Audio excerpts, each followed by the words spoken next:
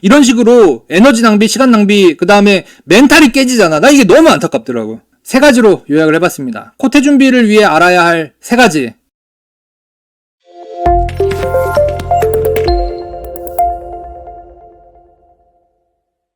어떤 분이 익명이죠. 익명으로 코테 하나도 통과 못하면 진짜 소질 없는 거냐. 근데 이 제목을 이분이 좀 뭔가 운율이 있어. 자, 그 다음에 대기업은 학벌 보는 거 아닌가요? 맞아요. 예, 학벌 봅니다. 학벌 보는데 인구가 줄어들어가지고 기회가 있어요. 그러니까 그 세상이 진짜 절묘한 게 좋은 학교 다니는 애들이 다 코테 잘 봐요? 그거 아니잖아. 절묘해 아주. 컴퓨터공학과 나온 애들이 다 코딩 잘해요? 프로그래밍 잘해요? 절대 아니거든. 진짜 세상이 그렇게 돌아가. 빈틈은 분명히 있어.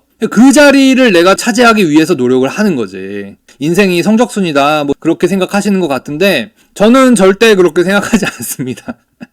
인생은 진짜 길게 가봐야 돼요. 건강 상태부터 해가지고 인생은 뭐 굉장히 복잡하고 행복이라는 게 직업으로 딱 결정되는 것도 아니고 그러니까 의대를 간다고 해서 인생이 행복한 거 아니고 자 그래서 난 어떻게 해도 안 되는 운명이냐 이런 걸 보면 또 마음이 아프잖아요. 그래서 쭉 읽어봤죠. 이렇게 마음이 좀 힘든가 보다 그 느낌이 좀 들더라고요. 그래서 옛날 생각도 나고 또 도와줄 수 있지 않을까 이 생각이 들어서 이렇게 봤어요.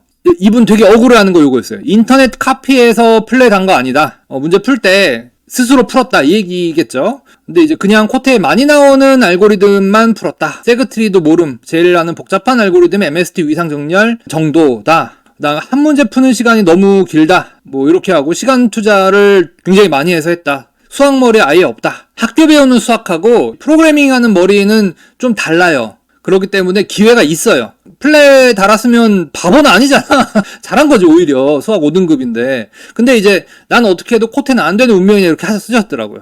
댓글 봤더니 아주 그냥 되게 억울해하는 느낌이더라고. 딱 이럴 때 그냥 들어볼 수 있는 게 너 문제 풀었다는 거 다 대충 다 보고 넘긴 거 아니냐. 그랬더니 아주 억울하다는 듯이 카피 안 했다. 처음 보는 알고리즘이나 풀이법 보고 푼 정도 난 복귀하면서 혼자 풀었다 이러면서 하니까 너무 억울해. 또 밑에 풀이법 보고 풀었다. 답지 보고 따라했다. 이해 안 하고 푸니까 그거지. 그런데 되게 억울해. 그래서 밑에 있잖아. 그럼 처음 오는 알고리즘도 내가 생각해서 풀어야 됨 이러고 써있잖아요.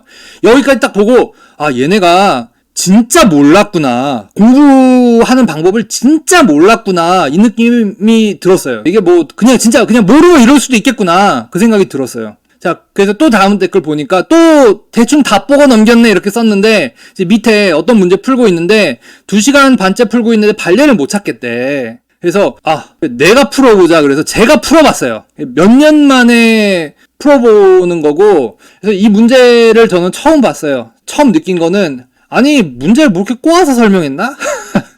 이게 한국 문제는 그래요. 그냥 깔끔하게 그래프에서 뭐뭐뭐 푸세요 이러면 얼마나 좋아. 리코드 문제는 그렇게 돼 있고 영어 문제 낼 때도 그렇게 내거든요. 근데 한국 문제는 좀 수능식으로 그렇게 철수와 영의가 나오면은 좀 문제가 쉽다고 느끼다고 생각하는지 그래가지고 이상하더라고. 잘 못 풀었어. 처음에 안 풀려. 일단은 문제가 출퇴근길 이러면 아니 출근과 퇴근은 최단거리로 가고 싶을 거 아니야. 당연한 거 아니에요? 당연한데 이 사람은 희한하게도 자기가 출근을 어떻게 다양한 길을 할 수 있는지 특히 퇴근을 다양한 길로 한다는 게 말이 돼? 그래서 그러니까 문제를 쉽게 풀어주려고 노력한 거는 좋을 수 있는데 그게 오히려 문제를 헷갈리게 하더라고. 아니 출퇴근은 최단거리로 해야 되는 거 아니야? 아니면 술집에 가까운 곳을 찾든가 퇴근길은?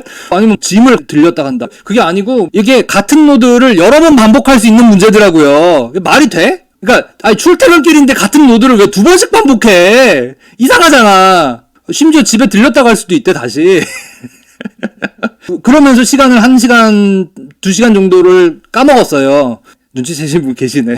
답 나오네. 제 강의 보신 분인지는 모르겠지만 답이 나오네. 이게 알고리즘 기본 강의를 보면은 트랜스포즈 그래프란 개념을 배워요. 그래서 트랜스포즈 그래프를 쓰는 문제야. 그러니까 트랜스포즈가 대단한 거 아니거든요. 이름은 트랜스포즈 이러니까 뭐 선형대 수학인가 이럴 수 있는데 그냥 간선 요 화살표 방향 뒤집는 거예요. 그래서 지금 아래쪽에 있는 그림 2개 보시면 왼쪽 오른쪽에 화살표 방향이 다르거든요. 근데 요거를 아까 보신 그 똑같은 문제를 풀 때 배우는 건 아니고 지금 유승준님 얘기하시는 SCC 찾는 문제에서 쓰거든요.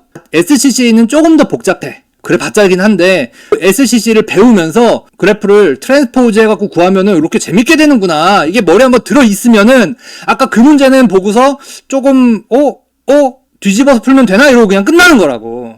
예, 그렇게 되는 거예요. 그래서 제가 아까 이제 원래 글 쓰신 분을 보니까 제가 안타까운 게 기초 알고리즘 강의를 보시고 그 개념들을 한 바퀴 돌았으면 머릿속에 그 개념이 있기 때문에 이 트랜스포즈 그래프란 개념을 다시 발명을 할 필요가 없다는 거예요. 그러니까 이게 코사라주라는 분이 이거 하루 이틀에 그냥 천재라서 해냈겠어? 아니에요. 머리 싸매고 엄청 고통받으면서 노력하고 뭐 하루 종일 산책하면서 생각하고 막 뭐 지도 교수나 뭐 옆에 일하는 사람이랑 토론도 하고 이러면서 만드는 거라고. 그거를 그러니까 배워야 되는 거랑 내가 발명해야 되는 거가 그 난이도 차이가 굉장히 큰데 그거를 제대로 구분을 못한 거지. 되게 안타깝더라고. 자, 다시 원래 글로 한번 가볼게요. 나는 그냥 코트에 많이 나오는 알고리즘만 풀었다. 제일 복잡한 게 MST 뭐 위상정렬 정도. 위상정렬도 배웠네. 근데 위상정렬을 배우고 SCG를 안 했다는 게 좀 의아하고, 그 다음에 또 내려가면은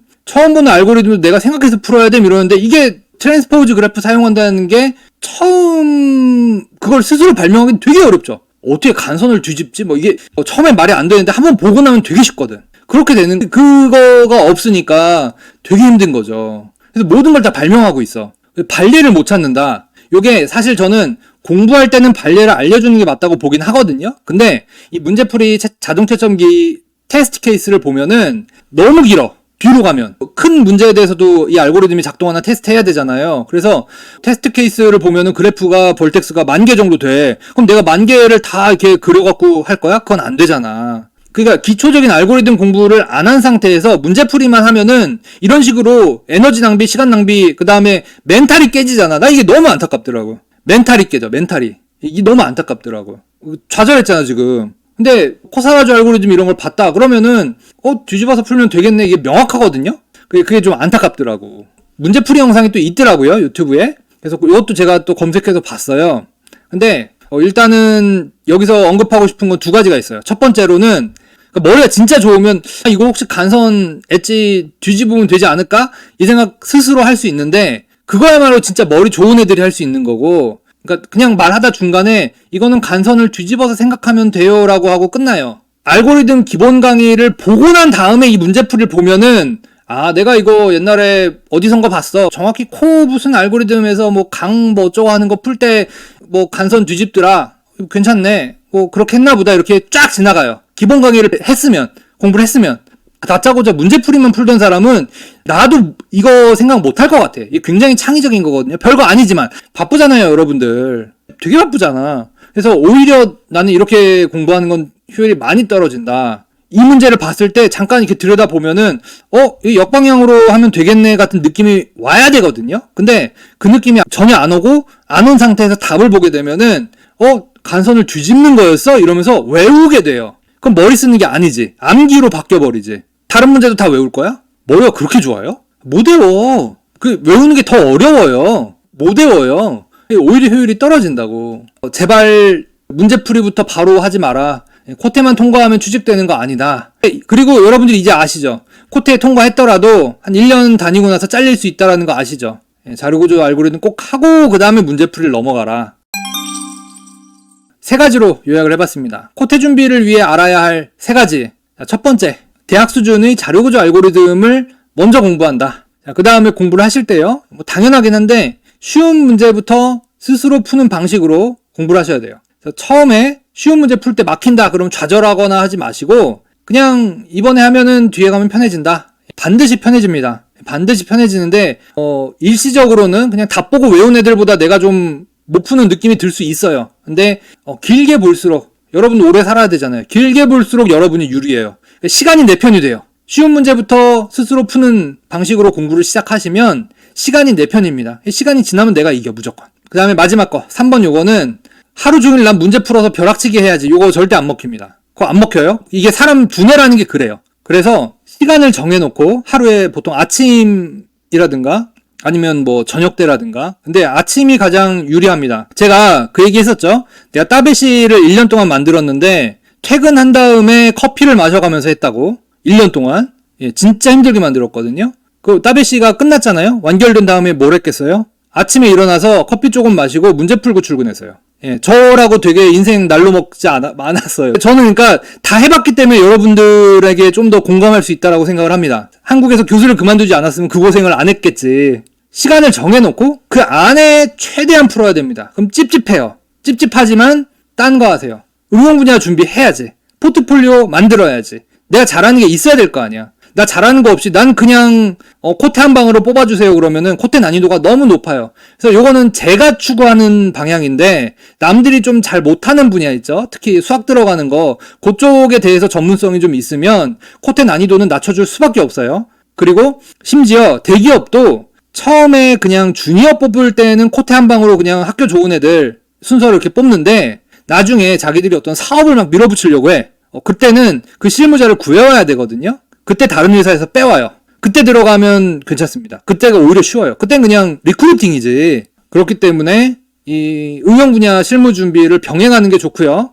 그 다음에 자료구조 알고리즘, 코테 문제 이런 걸 하면서 응용 분야 실무 준비 프레임워크 공부 이런 거 같이 하시면은 훨씬 깊이가 깊어져요. 공부 효율도 높아집니다. 속도도 빨라지고. 그래서 저는 특정 프레임워크 공부하는 게 나쁘다라는 얘기가 아니에요. 그 프레임워크가 인기가 없어지거나 버전이 올라가거나 했을 때도 재빠르게 다시 공부해서 할 수 있는 능력을 갖춰야지만 여러분들이 오랫동안 편안하게 인생을 유지해 나갈 수 있어요. 그리고 적어도 프로그래밍을 잘하면 남들보다는 좀 편해요.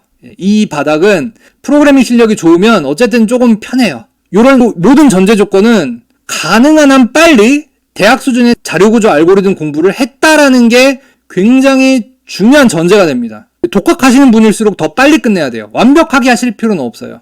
최선을 다해서 하면 됩니다. 그리고 나중에 한 바퀴 더 돌 수도 있죠. 한 번 했는데 너무 어설픈 것 같아. 그럼 좀 시간 지난 후에 시간 날 때 다시 한번 볼 수도 있겠죠. 자료구조 알고리즘 공부하시고 나서 그 문제풀이 한국에 나와 있는 거 되게 좋거든요. 보지 말란 얘기 아니에요. 오히려 저는 여러분들에게 교육비를 좀 더 쓰라고 얘기하는 걸 수도 있어요. 근데 더 써봤자지 그 벌 걸 생각해봐 평생. 이게 알고 보면은 그렇지 하면서 딱 머리에 떠오르는데 모르면은 그걸 외워야 되고 아니면 내가 발명을 해야 되는데 내가 머리가 그렇게 좋으면 진작에 딴 걸 했지.